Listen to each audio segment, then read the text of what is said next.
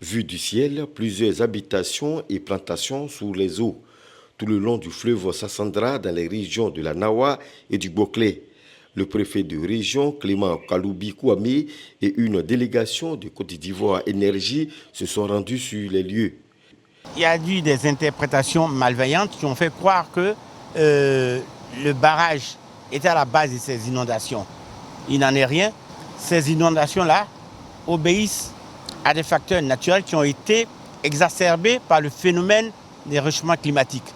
Les populations impactées par ces inondations ont reçu la compassion des autorités qui ont profité de la rencontre pour les sensibiliser.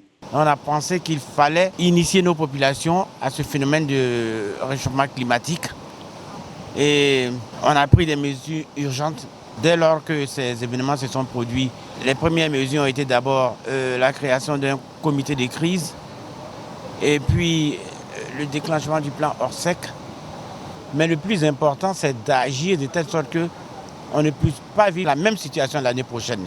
Pour des raisons de sécurité, il est demandé aux populations riveraines de cesser toute activité et toute circulation dans les zones des barrages de Soubré et de Gribo-Popoli qui procèdent à l'ouverture des vannes des évacuateurs de crues.